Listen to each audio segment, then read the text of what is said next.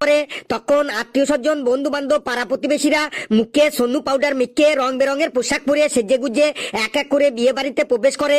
কেউ কেউ আছে তারা এমন সাজে যে তাদেরকে আর চেন্নাই যায় না।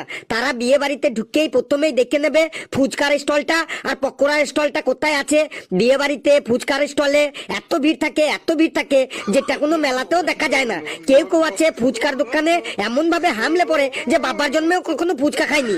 কেউ কেউ আছে কিনে খেলে 5টা 10টার বেশি খায় না, কিন্তু বিয়ে বাড়িতে গিয়ে ফ্রিতে পেয়ে 50-60টাও খেয়ে ফেলে। একদম ঠিক বলেছিস। তারপরে যে মেয়েটার বিয়ে সেই মেয়েটা যখন সেজে গুজে সিংহাসনে বসে তখন সবাই তাকে ছবি তুলতে ও তার সাথে সেলফি তুলতে ব্যস্ত হয়ে পড়ে। সে সেদিনকার মতো একদম সেলিব্রিটি হয়ে পড়ে। ঠিক।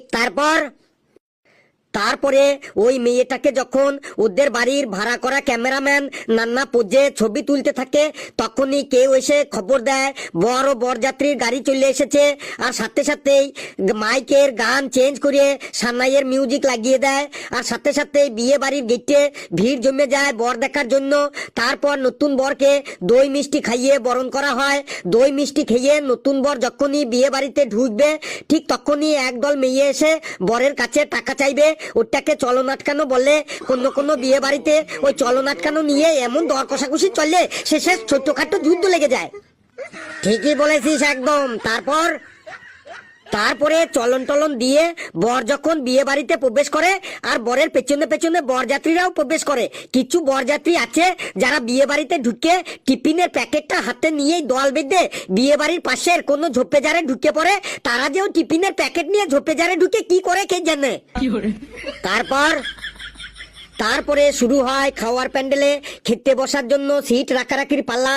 যারা খেতে বসে তাদেরকে গিয়ে সবাই বলে, দাদা আপনার সিটটা কি কেউ বলেছে? যদি সে বলে না বলেনি তাহলে তার পেছনে এসে দাঁড়িয়ে থাকবে সিট রাখার জন্য। এইভাবে যারা খেতে বসে তাদের প্রত্যেকের পেছনে একজন করে দাঁড়িয়ে থাকে সিট রাখার জন্য। কেউ আবার বাসের মতো ট্রেনের মতো রুমাল দিয়ে ভ্যানিটি ব্যাগ দিয়ে জলের বোতল দিয়েও সিট রাখে।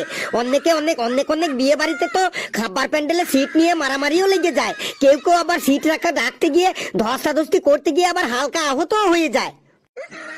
ঠিক একদম ঠিক।